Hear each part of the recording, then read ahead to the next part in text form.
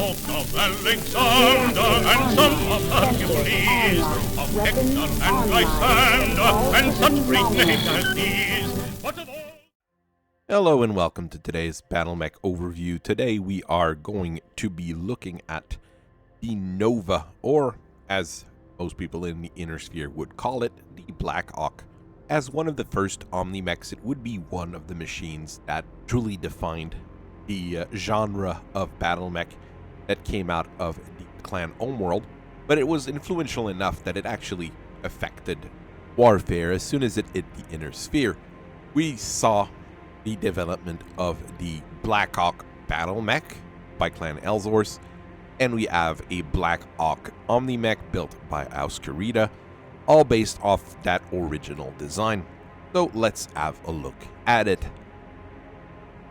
The Nova is one of the earlier OmniMechs in production, but if we just start thinking about what is an OmniMech and where they come from, in 2854, Clan Coyote introduced a Coyotl, which was an improvement on the original Mercury laser plug-and-play, and took it to the logical end with the entire design of Omnipods. It was really fast at around 120 kilometers per hour, and it could load, just about anything you want on a medium mech in a couple of hours because of the use of Omnipods. This drove a lot of people up the wall. The technology was copied, the technology was modified, and improved on by everybody who wanted through trials of possession.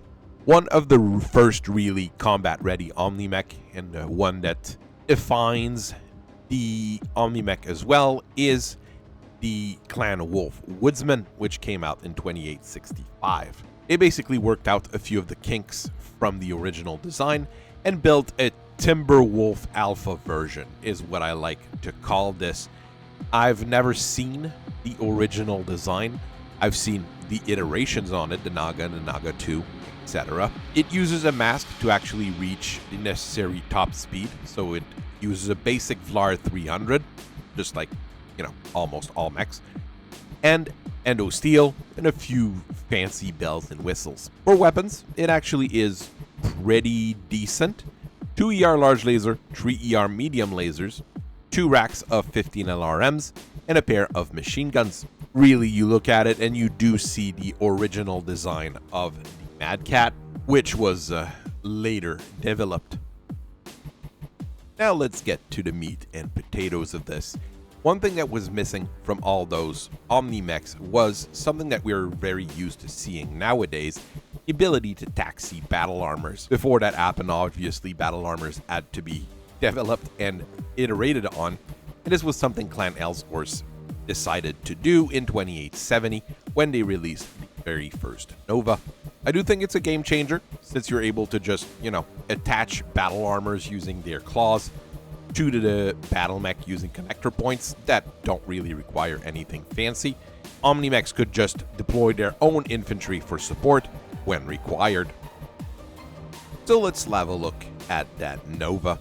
It has 16 tons of pod space, so it's not a huge amount, but it's decent enough. And it's on a 50-ton chassis, meaning that you get about a third of your weight in equipment. It's a basic chassis, not endo steel. It has basic armor as well. Overall, it's actually a pretty straightforward basic machine except for the XL engine. It actually has a very decent battle computer as well, which is very good if you want to do command and control for that infantry that you actually deploy, and makes the Nova a half-decent common mech for a 50-ton. It's able to go to about 85 kilometers per hour and bounce about 150 meters using jump jets. Everything is like that is built in standard on it. I'm not even sure if jump jets were available as pods when that first was developed, but still, it's not a bad setup. The frame itself is fairly low to the ground. You'll notice that it's got one of those stooping kind of walk, and it will allow it to dodge some fire just because of how it's built. The base model also comes with 14 double heat sinks hard mounted in, which is okay until you start looking at some of the weapon setups that were developed for the design. In about 300 years of deployment, of course, the Nova is going to have tons of different configuration, since that's how OmniMechs actually work.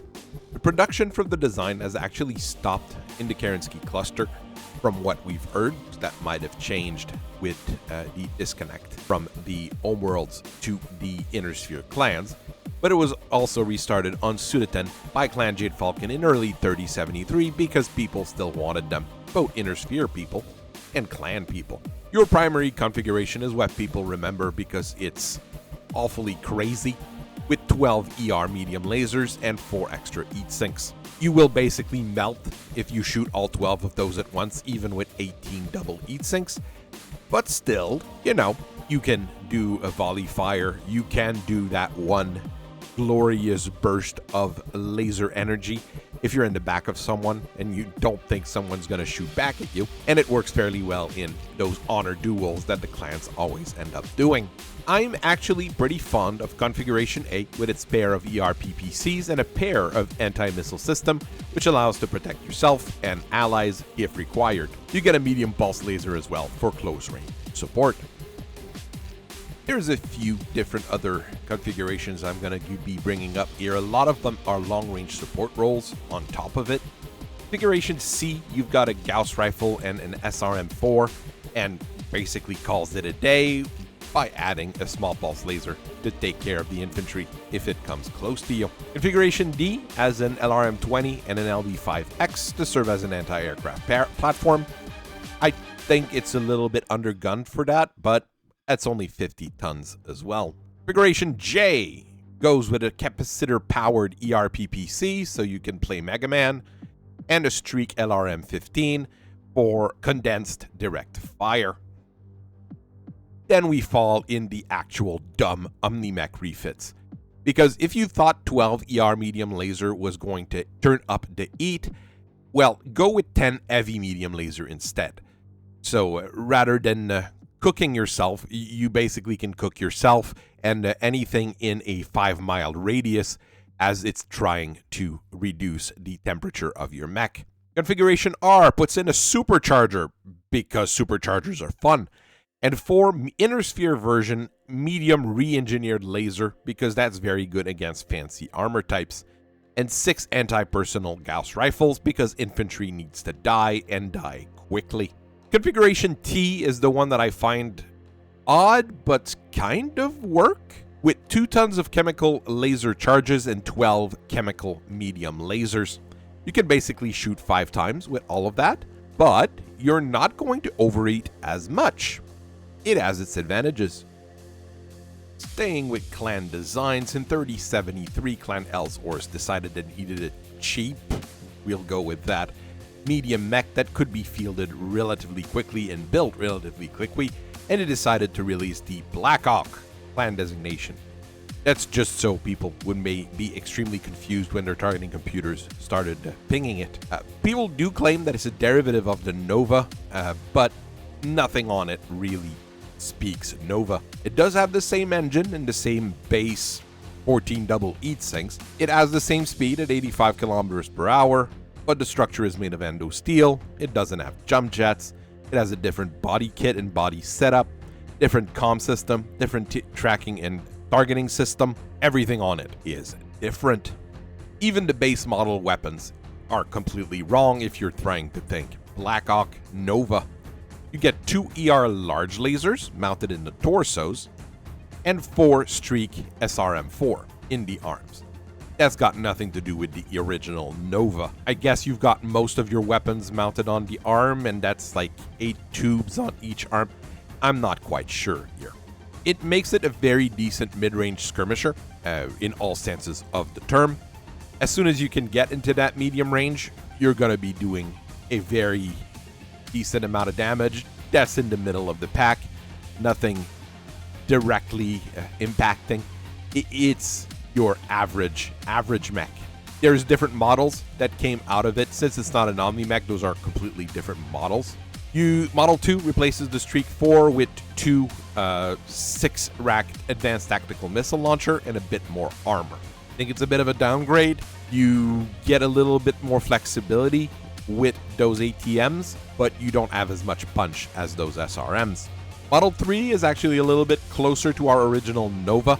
You take off the original missile, you replace it with 4 ER medium laser, and you bump up the heat sinks to 22 double.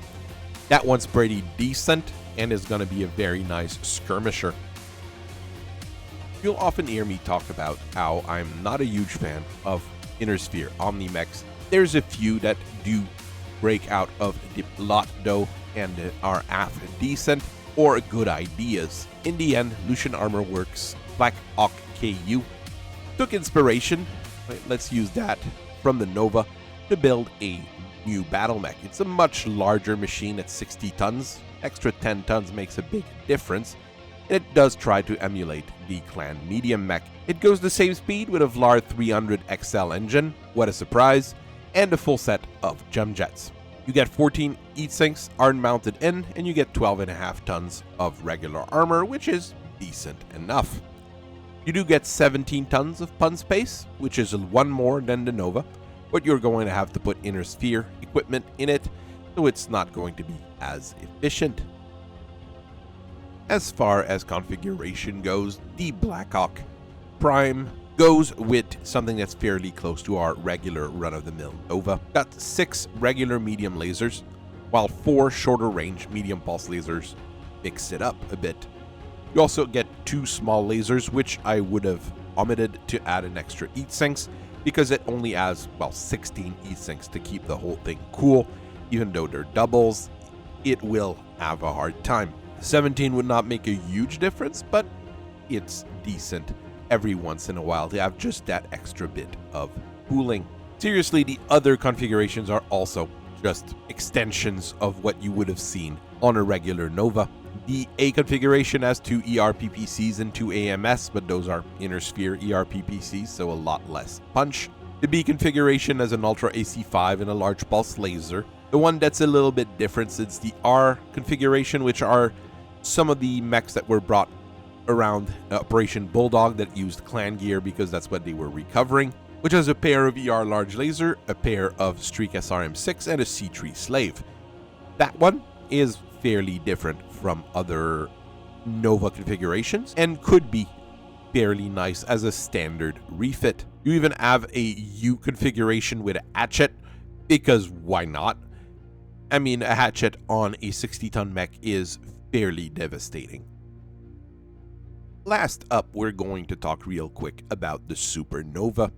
It's the one that the Inner Sphere commanders started panicking about when they first saw it, because they really thought it was the Nova's big daddy. It does share a lot of design ideas behind it, but originally the Supernova was built to replace the King Crab due to a shortage in autocannon ammo. The Supernova is a standard battle mech and not an OmniMech, and it's actually as simple as you can build it, with a 270 standard for a top speed of about 54 kilometers per hour, a standard chassis, and 14.5 ton of standard armor. It can jump, so it does have that on the Nova as well. It's an overall pretty decent design. At 90 tons, of course, it is much bigger than the regular Nova, and it comes equipped with 6 ER large lasers with 26 double heat sinks to try to keep that cool. It's not going to work, but, you know, it's at least an attempt was made. The Supernova does come with a Big Cat Mark 21 targeting system, which improves its accuracy at long range when it works, so it's pretty decent for that as well. Clan Nova Cat, when they got abjured by the other clans, did need to rebuild their Toman, and they decided to go with the Supernova to rebuild their assault mech line. They put an Endosteel chassis on it and modified it a little bit, and you'll see a lot of Supernovas in that particular configuration out there. I do think Clan Nova Cat should have gone and made it an OmniMech instead. Might have taken a little bit more work, but it would have been more practical for them. Out of the other models, Model 3 is my favorite, with 2 ERPPCs, 2 ER large lasers, 2 medium pulse lasers, all linked on a targeting computer, so you're actually pretty accurate. Yes, you're going to boil yourself alive with it, but you don't have ammo, so that won't cook off and blow up. It evens out in the end. As we finish this off, we have to think that Nova's been around pretty much for the entire OmniMech era, and I can see it stay in production for as long as possible until something really supplants it with new modern technology that doesn't affect its global role. That's the big problem here. I've toyed around just in engineering bays trying to figure out what we could do to modernize the Nova, but there's nothing that really comes out or pops out as things that could make it a whole lot better, outside of maybe taking those jump jets that are art built in and replacing them with, well, more pod space, which you could put jump jets in from. Some people think maybe they should stick endo steel on it, endo composite on it, maybe one of those fancy armor types. I mean, all of that keeps going through your head as you're looking at the Nova, but in the end, it works just the way it does, and it doesn't cause any long-term problems. Really, I wouldn't worry. Both as a Mechwarrior and as an engineer, you will probably be seeing Novas all over the place for as long as the production line is going. Well, I hope you guys have a very nice rest of your day. I thank you very much for listening to me for so long, and I will see you guys later. Bye-bye.